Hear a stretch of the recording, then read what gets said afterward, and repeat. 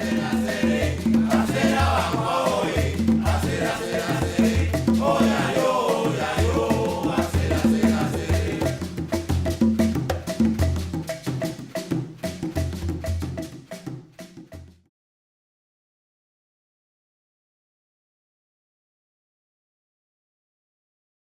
have to bend. But if you say, give me this, you just throw it. And that's not the way African people do it. And we need to eat, speak, and play like our ancestors. We are here because of our ancestors. We don't come from the rock or from the trees. We are here because of our ancestors. Okay, here's the agenda of the presentation. First, I'm going to give a brief introduction of how this research is done. And second is the theoretical framework. When we do research, we need to take it from theory where we can look through the analysis. And then eating traditional food, discussing in Malagasy, which is the language of Madagascar, the country, not this movie, and playing the native game. Yes, that is a good point, because we've been in America for a while and people still think that it's about movie. And like, movie, but Madagascar is a country before it is a movie. And yes, Madagascar is part of Africa.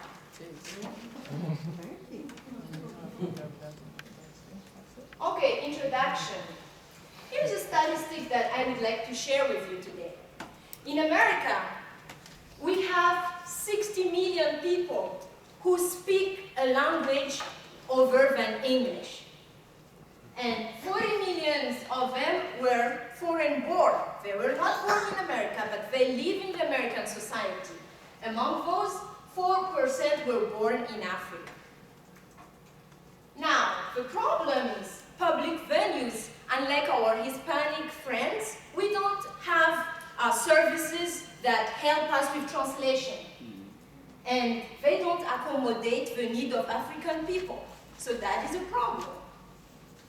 The second point is African continent has between 2,000 to 3,000 languages and 8,000 dialects, so whose languages are going to be accommodated in America. And that's a problem. But we want to speak our language. We want to transmit it to our generation. We can, with the global world, people travel, and there's a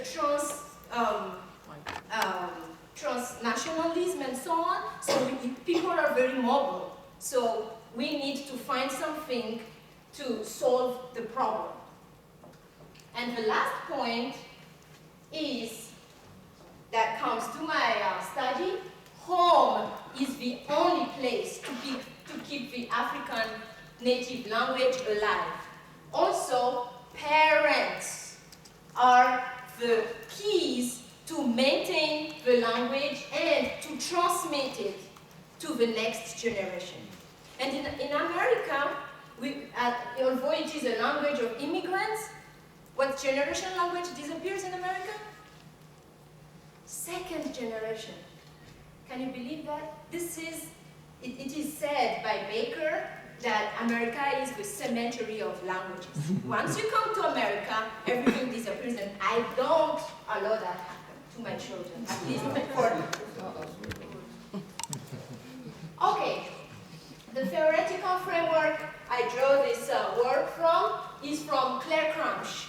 She's a German researcher, and she speaks 3 languages. So for her, according to her, her multilingualism theory focuses on the subjective, which is on the people who use the language. It's not on the situation, it's not on the content, it's not on the textbook, but the focus is on the people. And for her, all and each multilingual subjects matter and deserve the opportunity to practice languages of their choice. Isn't that beautiful? But do we have that opportunity? And that is the problem. Like, how are we going to make this relevant? Claire Kramsch's claim. So, from this, the way I use the Claire Crouch is I adopted the activities that I do, me and my husband, to do it with our children. And the first thing is, as the previous presenter said, we are what we eat, right? And we African people, we like to eat. So, but before that, some point important from a crunch still is operation between languages. It's not a taboo when I ask my children in Malagasy and they mix the language, that's not a problem. Before, we think that in a foreign language, you need immersion, like speak only English. But now, that's done. You can use the language as long as the meaning is there. Now, my accent is very heavy, it's hard to understand, but you know the meaning, right? Cool. The next one is transcultural circulation of values across the border. We just don't come with our language. Behind the language, we have the values. For us, the value of elderly people, for example, and it's in the language. And the last point is open up spaces of possibilities of various language practices. Because I studied at the University of New Mexico, I had to learn Spanish. And there's nothing wrong with that, right? We have, and in Africa, people speak how many languages? 3, 4, 5, 10, 15, and yes, that is possible. So multilingual people then open spaces of possibilities. Our brain can switch it. So when I talk to you or you, I can switch the language without any problem. Okay, the first point now. As I said, the actions I'm going to do is eating traditional food, discussing Malagasy customs and beliefs and history, and playing the native games. Okay, eating traditional food. Eating traditional food is not to pick up food from an African restaurant and you enjoy it. No, it starts with preparing it, cooking it, and don't say, give me the salt. Everything is in your native language. And it gives the kids the opportunity to do learning by doing, hands-on activities. So everything is conducted in our native language, and they know the verb, like what is chopping in the native language, what is garlic, what is meat, and that includes boys and girls. I have 3 boys and only 2 girls, but everybody has to take part in the... So it's, when we do it, it's in Malagasy entirely, because that is, we're going to cook our food. It's not pizza, it's not burger, but it's food with soup, with rice, you know, real food. And then they discover, when they prepare, they discover, like, what is burned. When we burn the food, or to... Yeah, I don't know to say it in English, now I think. Okay, and then very traditional meaning behind it. When we eat it, the butt of the chicken belongs to who? The father, and my kids don't just grab it. And they know it. And they had a grandpa, he took first the other part, and my aunt was like, come on, Daddy, you know your part. So it's very important that you can. So the issue with that is it can be frustrating with the children because they don't know the tasks correctly first. For example, when I did this activity, I discovered that one of my sons, I'm not going to say his name because he's going to be ashamed here, he cut the green onion from the top. Not from the right part. So you wouldn't find that out, and if you didn't ask them to cook, right? Okay, the second one is discussing Malagasy customs, beliefs, and history. So why is that important? As I said earlier, we are here because our ancestors let us live, right? And it starts with our parents or grandparents and so on. So, knowing our customs, for example, we have customs about curse and blessings.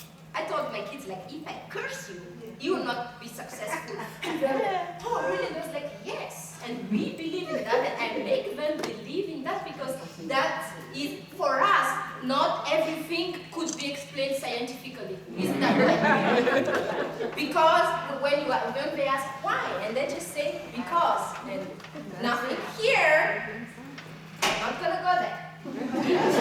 Okay, and then the history as well, the belief. For example, we believe in the ancestors.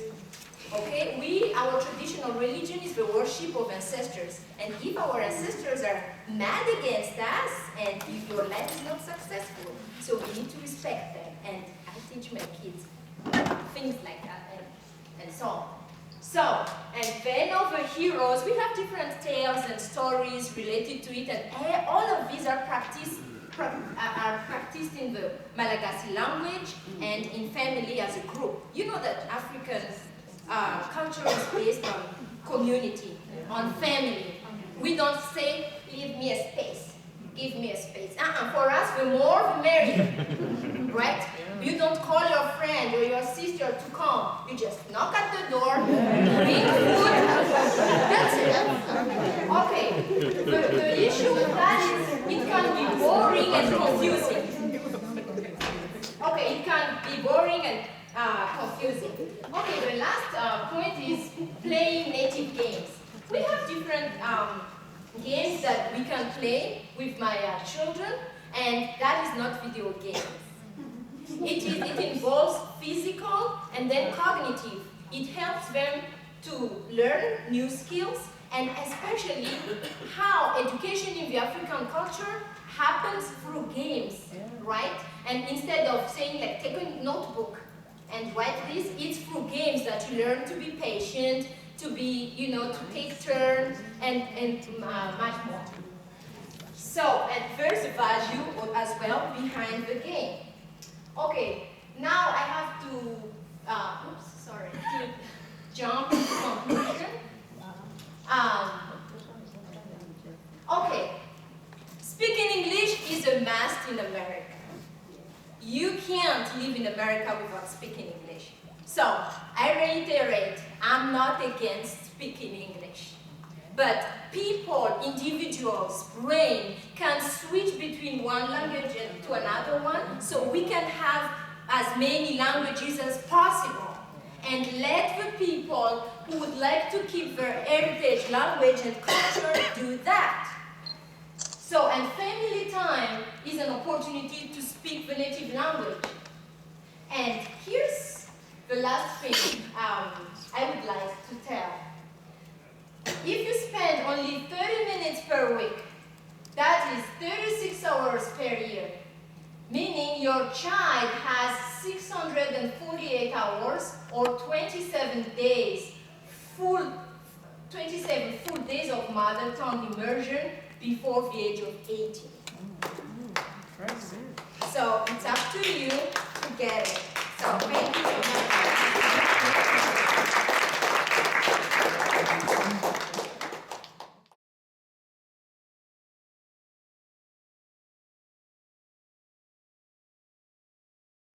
We're presenting two presenters, but unfortunately the other person cannot make it.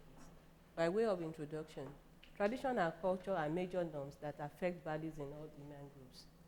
And in the Yoruba family, parents and siblings face a lot of challenges, from keeping themselves healthy, happy, and financially adequate, to provide safe environment that fosters the physical, emotional, and social growth of their members with disabilities in the homes and the society.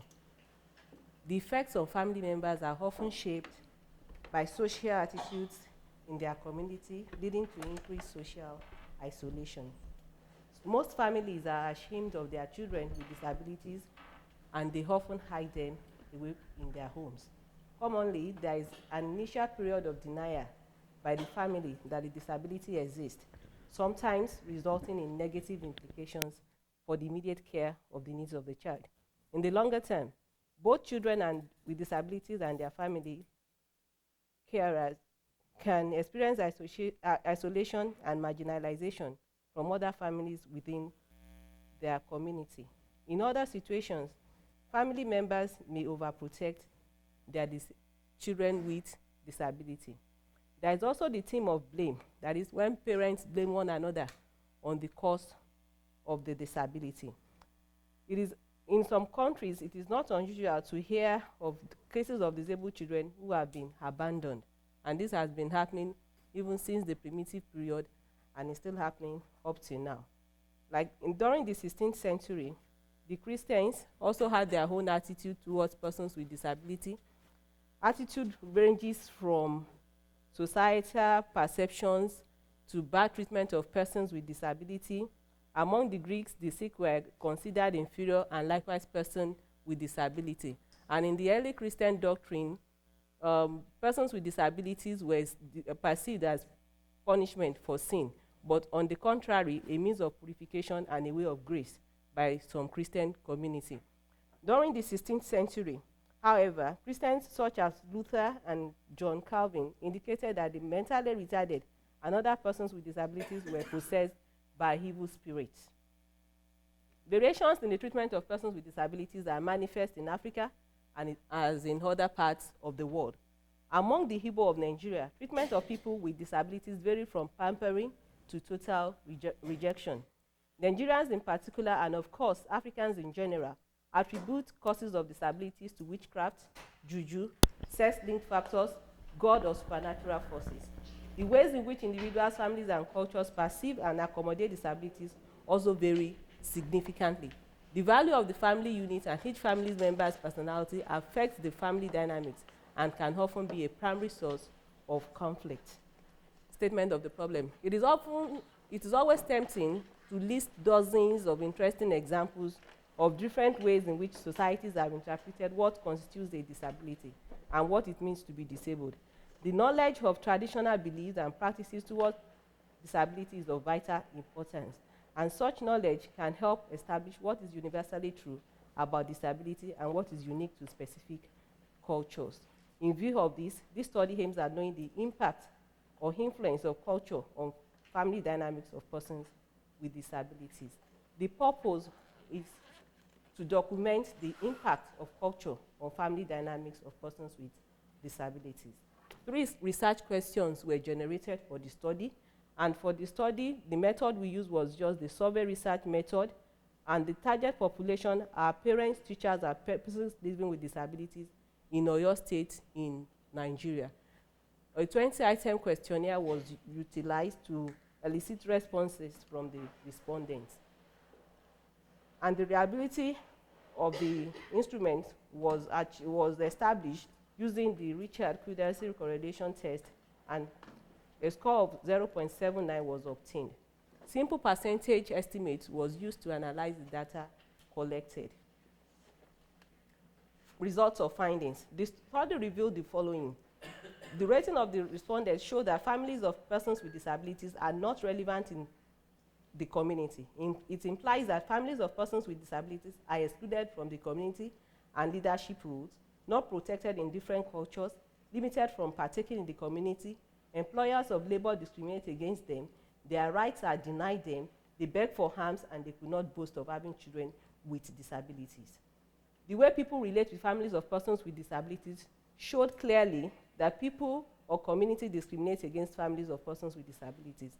The responses of the respondents further indicated that families of persons with disabilities are hardly involved in community, are mostly excluded from full involvement in their community, and so on. And there is also this aspect of belief that it's a taboo to behold a person with disabilities ending in the morning, and so visitors hardly visit some families with persons with disabilities. The analysis of data further revealed that many people still believe that disability is infectious. A lot of cultural beliefs militate against families of persons with disabilities. People accept that disabilities are punishment from past evil deeds, or families of persons with disabilities. Persons with disabilities are not accepted, are perceived as suffering from ancestral causes, are evil and dangerous to live with, and are neglected, even in this contemporary society. The findings of this study is in line with that of Mui, 2012, that persons with disabilities were completely rejected by some culture. And this also affirms the study of Aboidun 1985 and Aboidun 2002 that Nigerians in particular, and of course Africans in general, attributed causes of disability to witchcraft and so on. Recommendations. Government should be more concerned with the quality of life of persons with disabilities, whereby a lot of enlightenment programs need to be done, because this is the contemporary society, and some of these myths and some of these perceptions of persons with disabilities are not right. Development of access to education and training programs that enhance the opportunity of individuals with disabilities. Public education should also be given. And by way of conclusion, negative stereotypes about disability are often deeply entrenched in these systems and can be internalized by disabled people themselves. To counter this, media campaigns to change perceptions of disability and programs that highlight disability culture in a positive way and that focus on empowerment should be promoted. Thank you.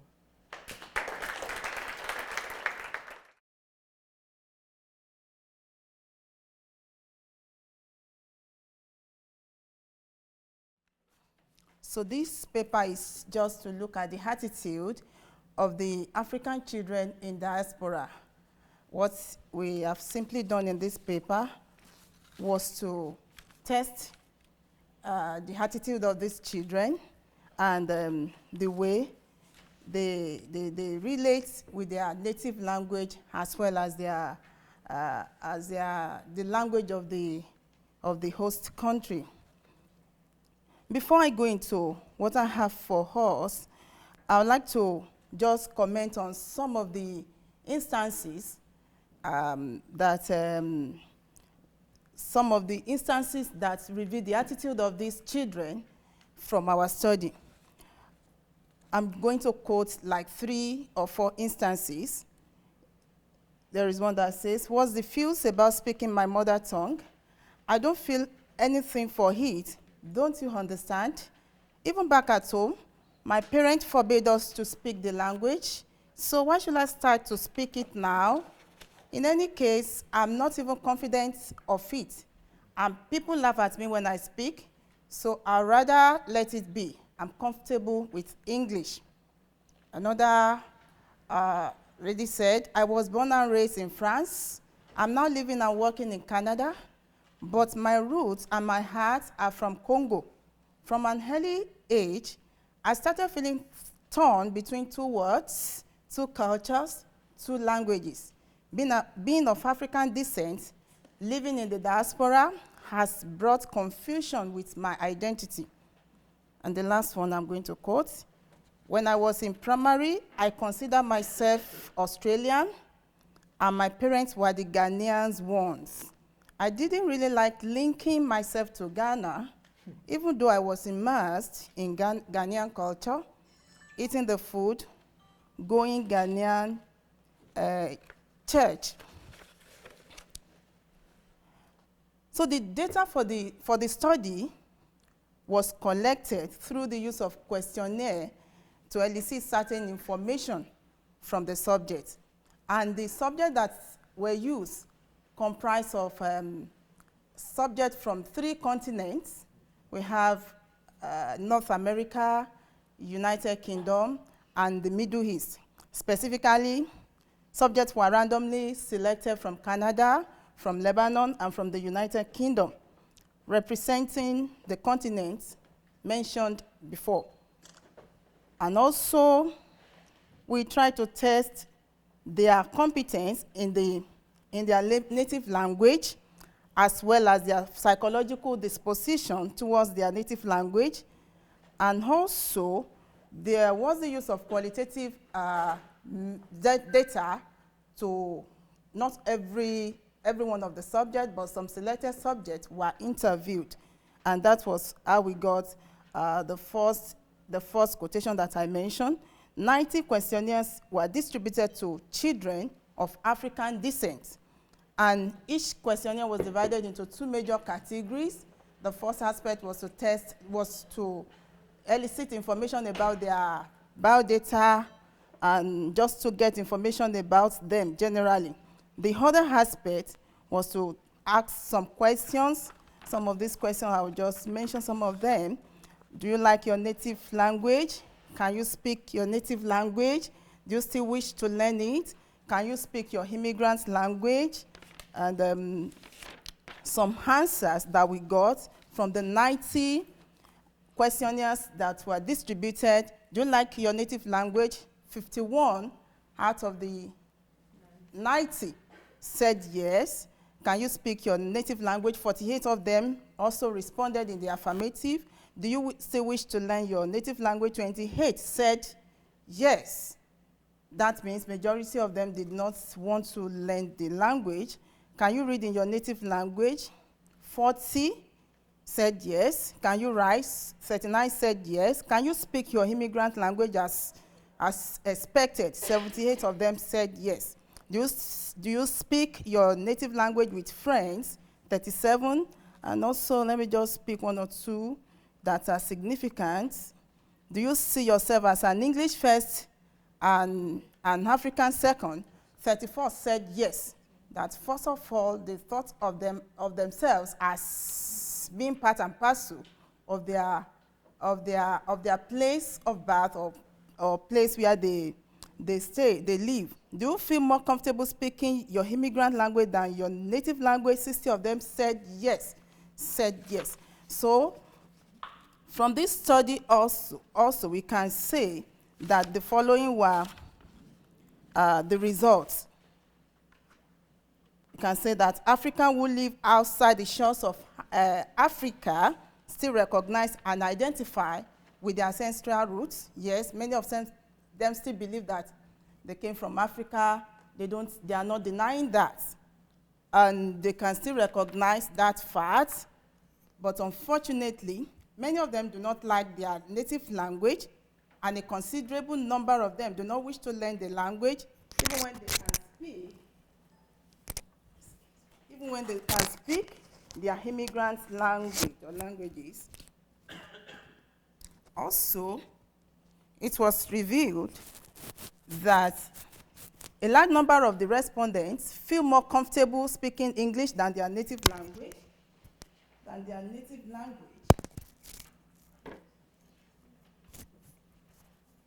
Thank you.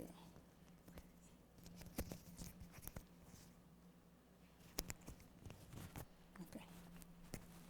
Than their native language, and also some of them said that there are some ideas that they cannot just express in their native language.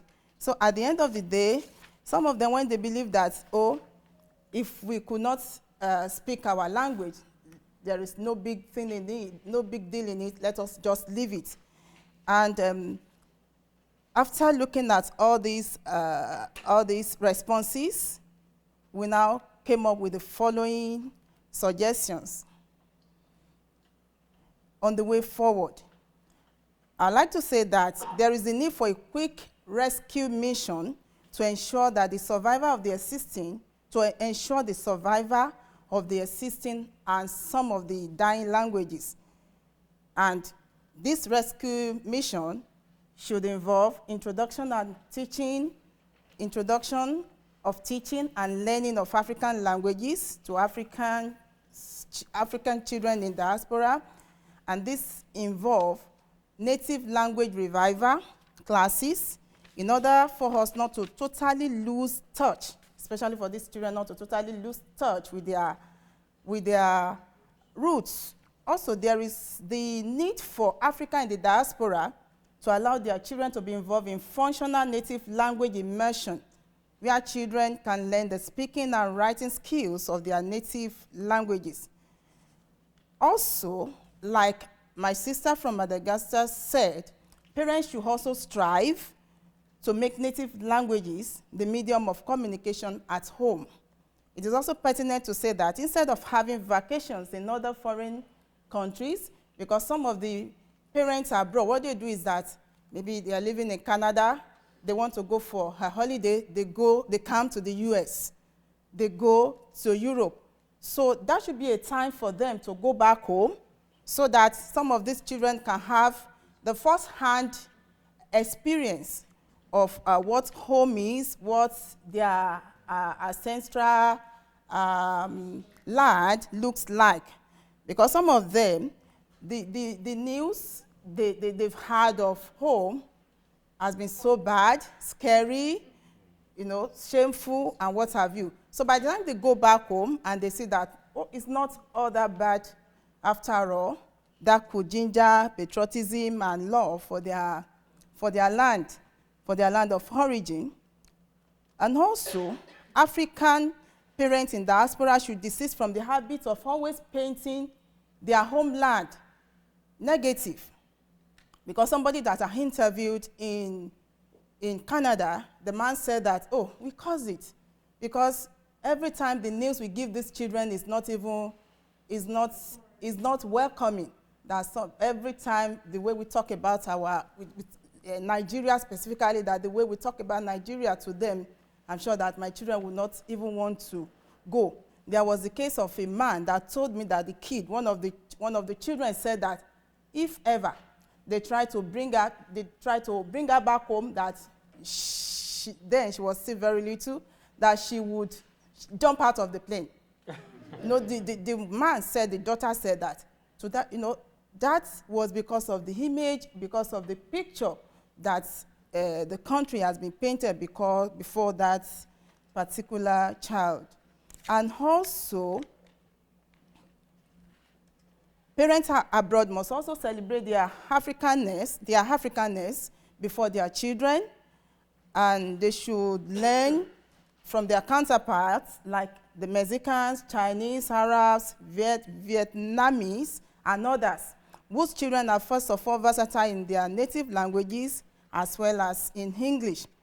It is also sympathetic to note that most immigrant children drop their native languages out of frustration. In an attempt to belong, they show eagerness when they begin their native language classes, but as they try to speak their native languages, they become a target of jokes, laughter, and fun, especially by the African community, who see their speech as an imperfect version of the native language. Thus, out of desperation and frustration, these children escape into their comfortable zones, which is their immigrant languages. They thereby discard their native language and see an effort to try to learn and to speak as an effort in futility. Furthermore, self-study instructional materials that prospective learners can have on their electronic devices, which can be easily accessed at any time, should be encouraged. Similarly, interactive teaching sections can be introduced and encouraged, as this will also facilitate full participation of the learners concerned. Then African channels on global TV must embrace African programs where teenagers and youth use the native language, as opposed to programs that project only much older adults. The exhibition of youth will give the children in diaspora a sense of identification and belongingness, rather than perceiving the language as belonging to the older generation. And in conclusion, we must also be conscious of the fact that the loss of the native language by African descent is an attempt to enslave Africa and make them perpetually subservient, because the dominant language will in no small means remain the dominant culture as well as the dominant means of development. Thank you.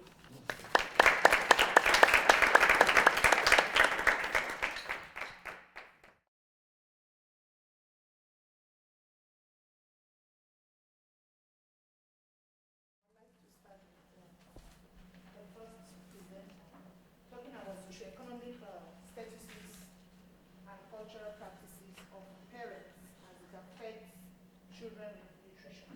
First of all, I want to draw your attention to the fact that the course of presenting the paper, you were talking about administering questionnaire to parents, administering questionnaires to parents of children in school. Meanwhile, the title of the paper said preschool children. So there's a need to try and analyze that data. If the study was on preschool children, then taking sample from in-school children may not have been appropriate. There's a need to look into that. And of course, what you don't have, you cannot give. Then cultural practices, as was pointed out in that paper, affects whatever we do. It's a common culture in Africa, and Nigeria specifically, to say you don't give egg to a growing child, so that that child does not steal in the future. Well, thank you for that paper. Then coming to Madagascar and language and the issue of language and identity, the need for parents to maintain culture, and that the fact that parents are the key instruments to maintenance of culture and transmission of language.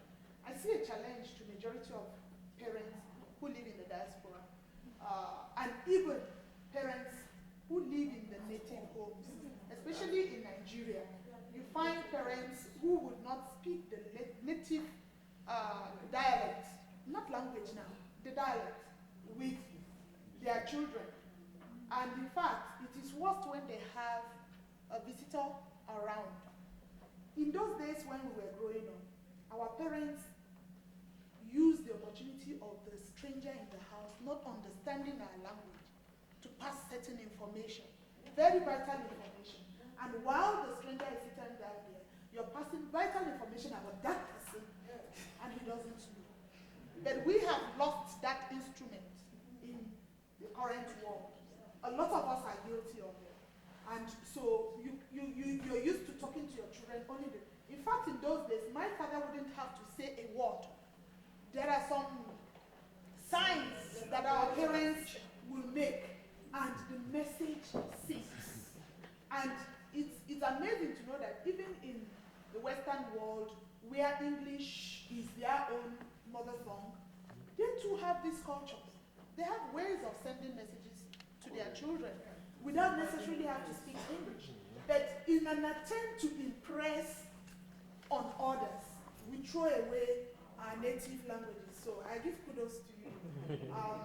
Trying to maintain, even if, despite living in the diaspora, trying to maintain your culture. And then coming to Dada, the issue of hiding physical disabilities by families, I think is based on the fact on their isolation from participation in community, and then in fact in some families, they wouldn't mind eliminating the child with disability immediately at birth. And those who do not identify this disability at birth, even when the child grows up, from negligence, from deliberate attempts of starvation, you find out that, but this belief, culture again comes in, the belief that it is as a result of witchcraft, or some ancestral causes, or some ancestral mistakes, that it's a kind of punishment.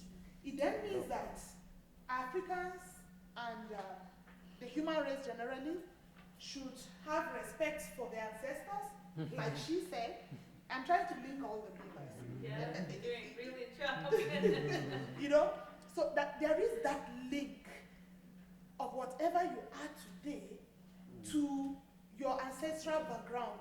And that brings us to the issue of the theory of modernity or postmodernity. People say modernity, and as such, things have changed. You find out that modernity is about an improvement over existing culture or existing technology. I mean, you can't throw away your laptop because you now have a smartphone that does it all. You still go back to it. So then coming to, sorry, I'm taking too much of your time, but I hope I'm making sense anyway. Then coming to the issue of language extinction and parental involvement. You find out that I wish it's almost as if we could bring these 4 papers together and make a compendium of it. You know, you find out that they are all linked to the issue of extinction of the mother tongue. And that, yes, it's good to speak several languages. The brain is so sharp that it can switch. As I stand, I can speak 10 Nigerian languages without a trace of one from the other. When I speak Yoruba, if anybody tells you I am Hausa, you will never believe it. And when I speak Hausa language, if anybody tells you I have any link with Yoruba, you wouldn't believe it. The same thing when you now go to the Kaduna area. There are several languages in the southern Kaduna setup. I speak Kagoro, I speak Java, I speak Kaje. You know, these are different dialects within my country. And I speak English. To a large extent, I give myself credit that I speak good English. At least wherever I speak English, people can understand me. But there is the need for Africans and Africans in the diaspora to know that the exchange relationship you have with people outside your own dialect, outside your own language, should not extinct your own culture and language. Thank you.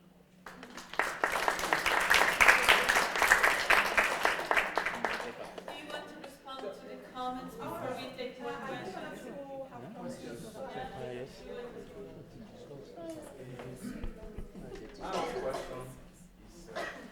I want to appreciate the presenters once again.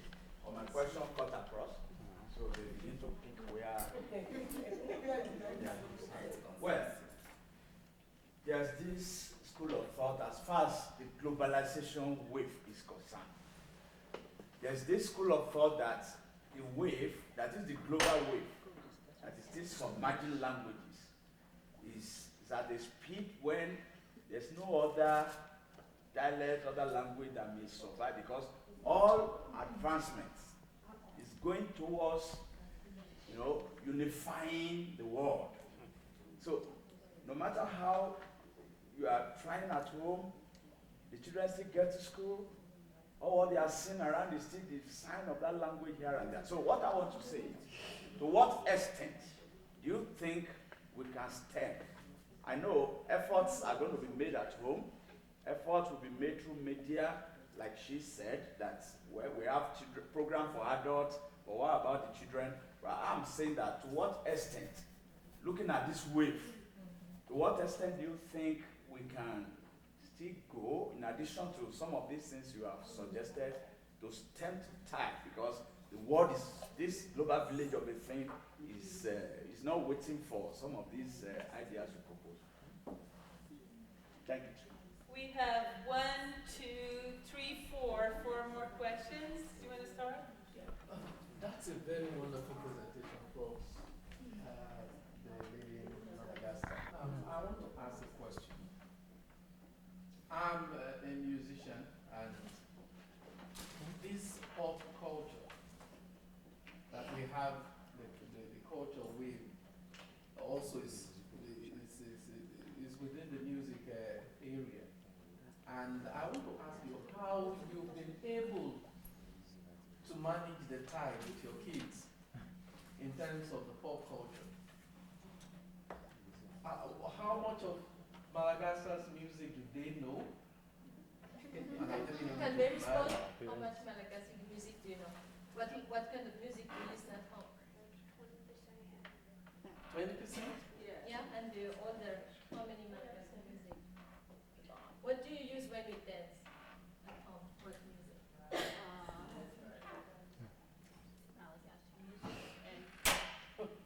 Or which would you prefer? American hip hop? No, because it's not as upbeat. Like Okay. it's not as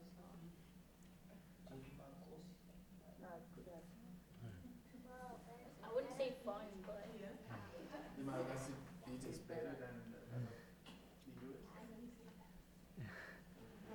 Can I answer very quick before I... So, I will answer yours first and then yours. To what extent? The first thing, I avoid that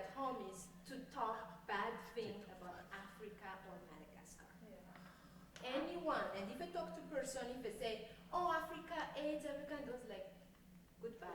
I'm not gonna spend my time talking to you because you're gonna contaminate me. That's not the country or the continent. I know. So the first thing, because once we say negative things to our children about our origin, and we are done. No. Everything to Madagascar is good, and we keep telling them. Like in Africa, it's good, and they say like, if they say this, no, it's not better as Madagascar. And I tried, like I give them and taste, ask them to taste our food. Whose is better? And of course ours. Yeah. And so, anyway, so of course we can't compete with like whose house is beautiful. But a house, we are not talking about house. House. Home. Home now. Yeah. Home. No TV. No electronics. It's just about talking. And I'm real about the games and stuff. I'm real. Yeah. My husband is a soccer referee. So all of them are in soccer. And in America it's expensive. It's like 1,000 per kid. Because kids pay zero. They go on a trial and the club wants them. 1, 2, 3 boys. Then. So if we can't say, because in Africa, was soccer players are stars, right? And my kids want to be stars. And not stars like a Hollywood. That's not the only stars on earth. But the soccer player, those are the stars for us. Yeah. So telling good things or positive things about us is the key. You don't compare wealth because you are tired. Yeah. You don't compare how many nice shoes can you afford, because you can't. For heaven's sake, I'm a PhD student. I'm a student here. I can't compete with American people. But at home, make sure we spend time together, we do things together, we cook together, and I'm serious about that. So that's the first question. The second question was like, so when we, New Year's Eve, it's very important to us. So we come as a Malagasy community and we dance, and 90% are music from Madagascar. And they know, they like, we have series of movies, and they're from Madagascar. And we met singers when they are come here in America, and we run. And I want my kids to meet them from the country, and because those are our stars. So it's like, what is your choice? I'm very proud to be from Madagascar. And I told them, like, America, you can take it. That's not, I'm not, I don't, that's not, and I'm going to Madagascar, this summer. So it's not, and it depends, because people take position, okay? It's not, I don't blame those who are here who decide to stay. But we are here for studies. My country is way, way, way better, I'm telling you. Organic, everything. You don't have, the kids just play with the neighbors. Here, you have to stay, you have to watch them, and it was like, whoa. So you explain to the kids like what the good things about your country, not the bad things. I'll just lend a voice to what she has said. I don't believe that the global wave is going to submerge the native languages. Once we are able to stand our ground, and we start with these children at a very early stage, at a very tender age, once your child begins to learn to speak, let the child begin to speak the native language. Once the firm foundation is laid, it will be very easy for the child to build on that. Thank you. We still have 1, 2, 3 questions. You want to? Yes. Thank you very much to the panelists for very, very thought-provoking papers and arguments. I really enjoyed listening to them all. But my question particularly is for Dr. Bukola Dada. She spoke about the impact of culture and all this business about on family dynamics and physical disabilities, about people living with disabilities. And one of the suggestions that she's offering from the study is for there to be media campaigns. Now, I am a journalism student, and I know when you talk about the media, there is always something about someone who is to gain their power structures. So media campaigns by who and for who? Who will be doing these campaigns? Who will be gaining? What will they be talking about? Is it going to be by these people living with disabilities? Is it going to be by their families? Who has the right to speak on their behalf, and what will they be saying? Should we take the two and then we respond to all of them because of time constraints? Two questions to the woman from Madagascar. She said, is there no relationship in what you have said with some of the cultures in Africa? That's number one. Then to Madam Temitope Balogun, I have some comments that in your presentation, I will have, since you are in a college where you have different disabilities, you know, I would have expected you to have bring forward their pictures, you know, from your school of different, we call them child with special needs, you know, and how, yes, Madam Temitope Balogun. No, I know Bukola, okay, Bukola, sorry. And how they are being handled in your school. I also want to make a comment that when you talk about disabilities, even when you look at it from the religious point of view, you know, the Jews, they have their attitudes towards those who are disabled. How were they treated in the time of Christ? How, if you are to make comparison with the way the disabled people are being treated in our society, how do you address them? Then it's okay, you're only talking about physical disabilities. People you see them with one disability or the other. What of the people who are spiritually disabled? Yeah. How do you identify them? And what are those who also have mental disabilities? How do you answer them? How do you respond to them? So, and the HIV people, do we regard them as also being disabled? All right, thank you for your question. One more, and then we'll take two answers. Okay, thank you very much. Mine is on the language and dialect presentation. I don't know, we forget some other things to talk about, especially in homes. When a man and a woman, they are not from the same place. You know, some African men are very strong. They will say the woman will not speak her own dialect or language there. So because of that, the children don't have a language. They speak only English. And that's one of the major reasons. Because most people are not married to people from their area. So they don't speak the language. So children grow up not knowing the language. So that's one big thing you have to take into consideration when you're talking about language and dialect. Good. Can we have you respond? Thank you so much for those contributions. Yeah, actually, perhaps I did say the researchers administer their questionnaires to parents of children in school. They used parents of nursery school children. We all know that the career we are all into nowadays does not allow you to keep your children at home. So there are preschoolers who attend crèche, nursery, primary, KG, and all the stuff. So those are the subjects that were used for the questionnaire administration. And so I said, you see, there is a way we could start introducing our culture, our language into our children from an early stage of life. We need to disabuse our mind from this packaging of our children into nursery schools who are full of boarding houses. It's as bad as that now.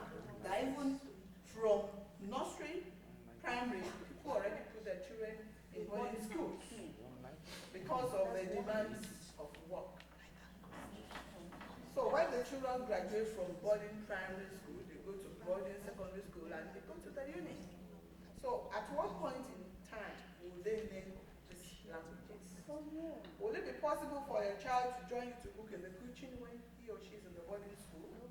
So this is, those of us who see this kind of lifestyle as elitist way of living, we have to really look inwards and watch it. It's going to portend very serious danger for the future of our language and our culture. Thank you. Thank you very much. The question was raised on the issue of campaign, that who pays for it? I won't pay for it, neither you, but we can all come together to lend a voice to persons with disabilities. So which From, medium? through our interaction with one another, through different programs that are being organized, like there is a particular day that is a mark for persons with disabilities throughout the world, that is called December. And even in Nigeria, we mark this day, and persons with disabilities are being brought together, and their views and opinions are being shared. It all depends on whether you are tending towards the UK or the US, on what you want to use. So, yeah. Then for the slides you mentioned, if I have to make use of slides, it has to be about the community setting. I'm talking about culture, not persons with disabilities that are students at OYO. So I don't think that will work, but noted. Then for the religious and physical disabilities, I think your spiritual mental. Please allow me. For the spiritual disabilities, I'm not in that field. But I think you would have said yourself if you were using the term persons with special needs, because it's more all-encompassing. And when you talk about HIV/AIDS, the nomadics and so on, there is a trend towards this now that they are included as persons with special needs. But when I say persons with disabilities, I'm talking about physical sensory impairment. So that will not go in for my paper. But we can also, madam, later maybe we can come together and talk about spiritual disability and physical disability. Thank you very much. I think that's a special area. Spiritual disability. Multilingual home that she mentioned is either of two things. The parents in that home can come together and agree that our children are going to speak both dialects. It's possible. There was a paper. Yes, yeah. There was a paper. There was a paper I did along that line, and in that questionnaire I distributed to people like that, and some parents told me that in their homes that their children speak 3 languages. There are dialects and English, so it is possible. Or they can decide that they are going to pick one of the dialects, but if, because they have different dialects, they want to say that the children are not going to speak any, they are undoing themselves and the culture. Thank you.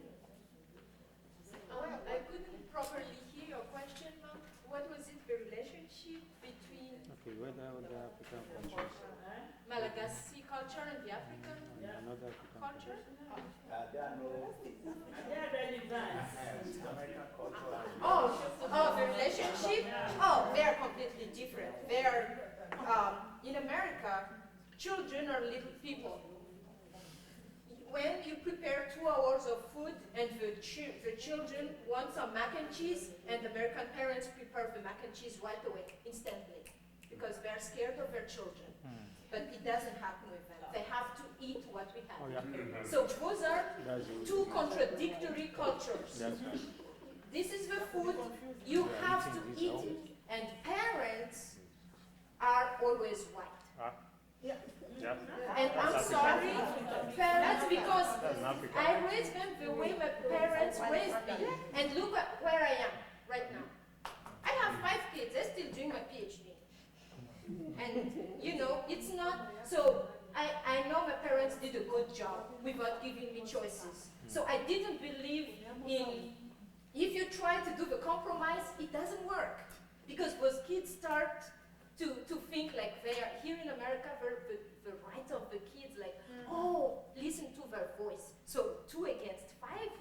They're going to be crisis. Democratic. And that's so why if we there can't is. do democratic education, if we vote, they're going to win. But do they know what is good for them at this They age? don't know. They don't know. Of course not. They don't know, and we decide, we are the parents, and I told them it's not poison, it's good for you. What we do for you today, because here's the most, since my department is language, literacy, and social-cultural studies. My focus is on how to maintain the language alive and to use the first language and culture in teaching English as a second language. So, meaning we don't need imported or West-based material to teach our children English in Madagascar. We can use, what did you eat in the morning? Cassava, yams, bring that. Don't make the kids dream like, oh, sausage, bacon, eggs. They don't eat that. And they don't get, look, when we teach English, how many years did we learn English in Africa? 12 years. How many, did you know how to speak English after that? Nada. No, I taught French at the University of New Mexico. 2 semesters, and my student could go abroad on a study abroad in France. And it was like, where is the gap? Because we are in New Mexico, we use burrito as an example. And everybody knows what's in burrito. Eggs. I don't say, things in France. We use the American culture to teach them French. If you guys took any foreign languages, they use the context in America to teach. So why do we accept to use West-based content to teach our children? That's where there's a crisis. And because we are not proud of who we are, that's it. We have that complex, and we are not proud, and that starts with parents. As I said, I am proud to be who I am. My kids correct my English all the time. Does it bother me? Hell no. What do they have? They barely finished. Here's the oldest. She's just a freshman in college. She needs 2 more degrees before. So, I don't see any problem. So stand on your feet, show them that this is our culture and you'll be good.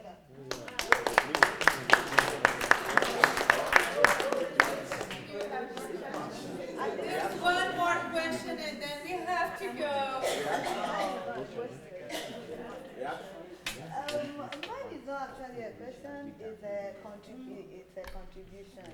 I want to say that, like somebody said, it's all about choices. I have seen a family whose children have not been to their motherland before, but they speak the mother tongue very well because the parents use them within the house. So when visitors come from, the villages, they are shocked to see that these children who've never been there, how come they speak the language very well? And they also communicate in English language properly. So I think it's a matter of choice.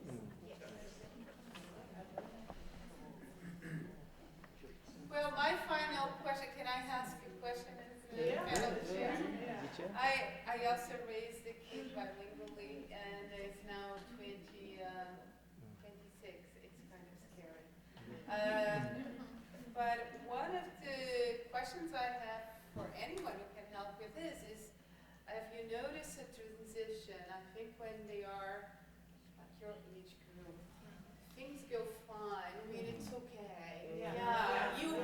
They answer back in English, and then you go again, and you repeat in your native tongue, and you are doing progress. There's a time period, and you probably can answer that too, when you are in high school, and all of a sudden you want to be cool. And mother is no longer cool, and no one else in the house is cool. And you have a harder time engaging them in the native language.